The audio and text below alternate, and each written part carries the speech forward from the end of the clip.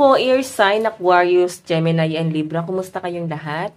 So, ayan, air sign, maraming salamat po sa walang sawang pagsubaybay sa ating pong daily horoscope. Tignan po natin gabay kapalaran mo ngayon, okay? So, air sign, paalala lang din po na ang reading natin ay general reading lamang. So, take what resonate and leave what doesn't, okay? Air sign.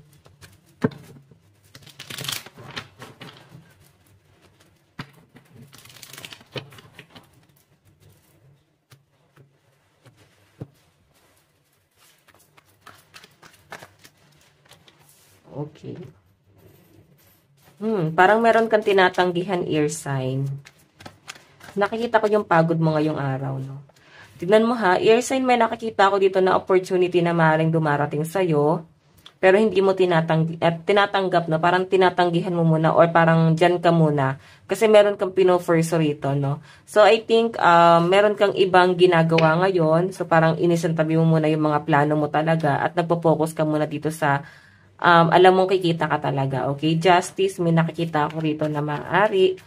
Air sign, parang nag-aayos ka ng papers or ano ba to? Meron ka bang pinagagawa or meron ka ipapagawang bahay? Ganyan. So, parang natenga mo na siya air sign, no? Kung meron ka pinaprocess na papers. Parang natenga siya rito. Kung makita nyo guys, the hangman. O, diba? Nakastack lang siya doon. Okay, so air sign, may pinapakita sa akin dito na meron kang isang bagay na gustong gawin talaga pero inisantabi mo muna yon. Mas naging practical muna ang mga air sign, no? So, maaaring meron kang ibang pinofurso rito. Yun muna yung parang tinitignan mo muna, no? Like, alam mo kasi na dito may kikitain ka. So, parang discard ito. Dumidiscard ka muna. Okay, habang hindi pa guys ganon kaganda yung kinikita mo doon sa pwede kasi guys na kung ano man yung kinikita mo ngayon, pwedeng nilalaan mo rin naman siya or hinahanda mo rin naman siya guys para doon sa pwedeng doon sa passion mo. Okay, like siguro meron ka dito guys gustong mangyari. Okay, ganun yung pinapakita sa akin. Meron kang gustong mangyari pero parang kailangan mo muna guys mag-ipon ng pera or magkaroon ng siguro income like panimula doon sa bagay na gusto mong i-pursue. Okay? So, patungkol to guys sa financial. May nakikita rin ako guys na mukhang meron daw pong nag-o-offer sa inyo. Baka yan, may nagpapapansin. May nakikita rin ako dito guys na mukhang hindi mo pinapansin yung nagpapapansin sa inyo. Kasi pwedeng tinitignan niyo pa rin air sign yung ginawa sa inyo na tong taong to. Nilagay ka niya sa third party. Kung makikita mo, nag-offer siya ng cup of love. Pero siguro mas matimbang sa inyo guys yung ginawa sa inyo. Sakit na tong taong to, no? Like, ayun nga, nilagay ka niya guys sa third party or sinaktan ka niya. Air sign. Okay, tignan pa natin guys. Okay, air sign. Meron tayong sometimes I need help. So, nakikita ko yung pagod ng mga air sign ngayon. Parang gusto niyo na guys muna talaga ng pahinga. Parang gusto niyo muna guys ng, parang nawawalan ka kasi guys ng gana talaga na magtrabaho ngayon.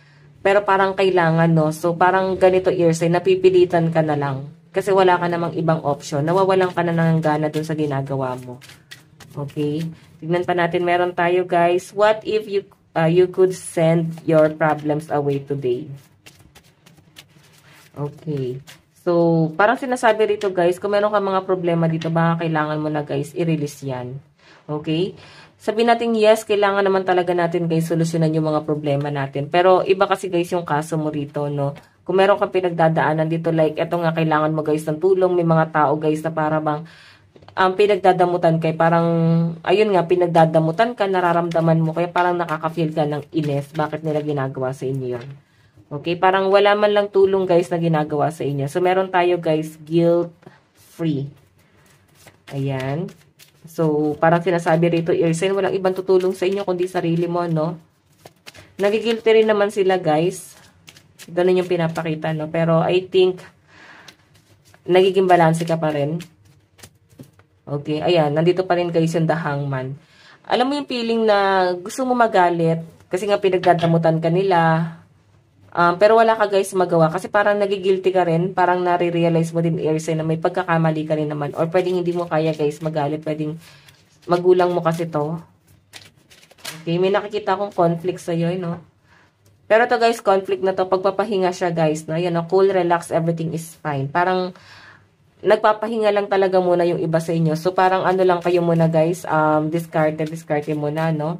Part-time muna. Ayun yung muna guys, i-pressure yung sarili mo sa problema talaga. Okay, so tignan pa natin guys. Parang ayaw nyo muna guys masyadong seryosohin yung mga nangyayari dito sa buhay mo. Okay. So, ayan guys, no, sa mga walang trabaho dito, I think kaka-resign nyo lang or nag-resign na talaga kayo at parang nagpapahinga ka muna, nagre-relax ka muna.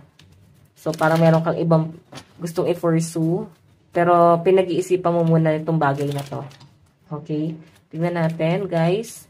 Meron tayong the ship. Meron tayong the house. May nakikita ko guys closure, no? Maaring meron kang iniisip dito na gusto mo guys ng closure sa family.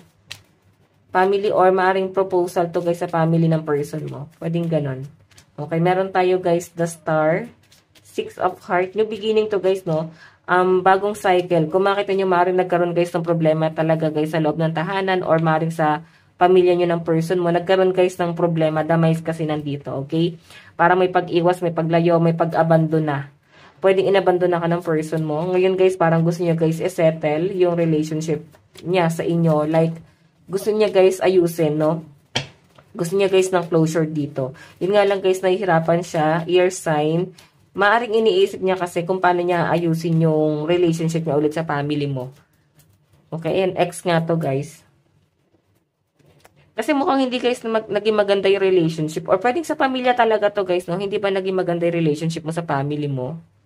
Ganun yung pinapakita rito. Kaya ang ginagawa ng iba sa inyo guys, nag-iisip ka muna.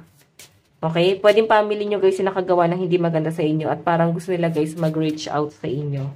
Okay? Pero I think pinag-iisipan mo muna guys. Okay? Lucky number mo 3, 4, 16, and 23. Tingnan natin ano bang inyong advice. Meron tayong you are the right path. Keep going through the in-between. So, eto ha, kung meron ka nga guys pinupursue, like nag-resign ka na, feeling nyo kasi guys, hindi na talaga guys worth it. Or nag-iisip ka dito guys na ano ba, magre-resign ba ako? At maghahanap na ako ng maayos na trabaho? Like, yung magkakaroon talaga guys ng sobra, no? Kasi pwede nyo sinasahod mo kasi guys sa dati mong company. Talagang sapat lang talaga siya guys. Minsan kulang pa. Okay, so kaya sinasabi rito guys, nasa right path ka. Okay, so guys, ito lang naman po ang inyong reading. Bukas po ulit. God bless and love you all. Bye-bye po.